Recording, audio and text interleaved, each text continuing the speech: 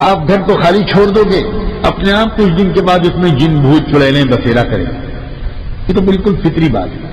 لیکن آباد گھروں میں کوئی جن بھوت نہیں داخل ہوا، کیونکہ ہم نے اپنے دل کو اللہ کی یاد سے شروع میں خالی کر دیا۔ شروع میں ہم سے غلطی ہو گئی، دل کو ہم نے اللہ کی یاد سے بھرا نہیں، تو ہر وقت آنکھ اور کان کے ذریعے سے غلط خیالات جاتے جاتے دل میں غلط یادیں بھر گئی، اور جب غلط یادیں بھر گئی تو غلط خیالات تو ستائیں گے۔ اس لیے اس کا علاج یہ ہے کہ دل کو خالی کرنا اور دل کو غلط یادوں سے اور غلط خیالات سے محفوظ کرنا، اور پھر دل کو صحیح یادوں سے آباد کرنا۔ سمجھے نا؟ آنکھ کو قابو میں کرنا ہوگا۔ سب سے زیادہ بڑا مسئلہ، بے حیائی کا سب سے بڑا سبب بد نظری ہے، سب سے بڑا۔ بچپن سے جو بد نظری کی عادت پڑتی ہے اور نوجوانی سے جو بد نظری کی عادت پڑتی ہے، یہ کروڑوں ٹن غلاظت کا ڈھیر دل میں جمع کر دیتی ہے، اور پھر اس کی وجہ سے انسان ناپاک اعمال اور ناپاک خیالات کا غلام بن جاتا ہے۔ بد نظری کو چھوڑنا ہوگا، سب سے پہلا سبب۔ بد نظری چھوڑے بغیر پاک دامنی ناممکن۔ بات سمجھ میں آئی؟ نگاہ پر 100% قابو پانا ہوگا، جلدی سے جلدی پانا۔ بہت ہی سیریس معاملہ ہے بد نظری کا۔ بد نظری سے کبھی طبیعت سیر نہیں ہوتی۔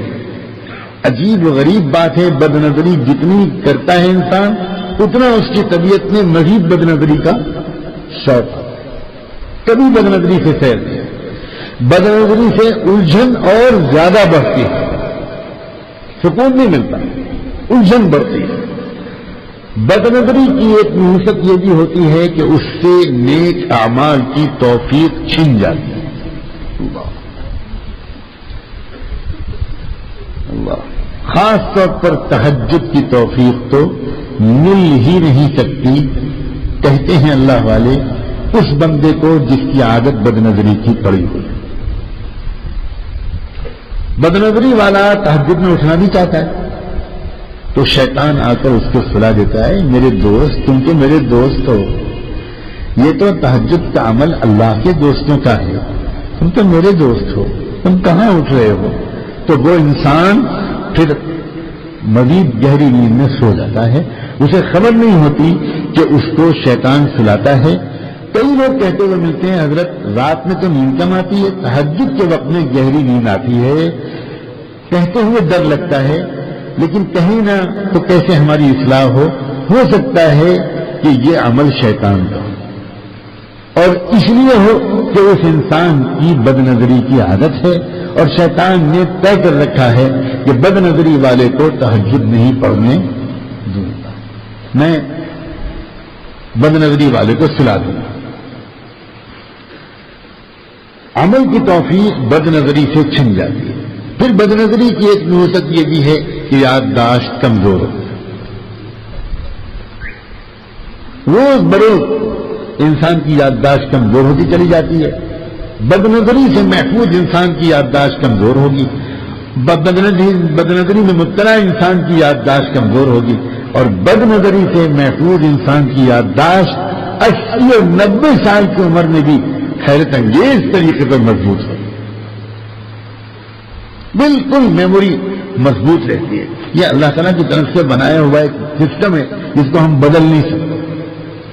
سوئی لگے گی تو چبھن ہوگی، بد نظری ہوگی تو یادداشت کم۔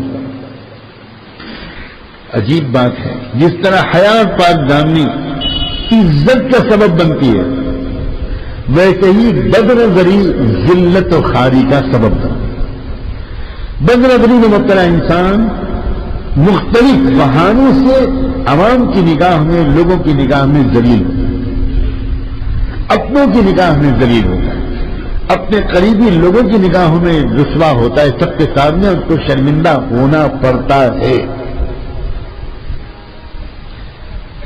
پاک دامنی کا انعام عزت، اور بد نظری اور بے حیائی کے کاموں کی سزا ذلت.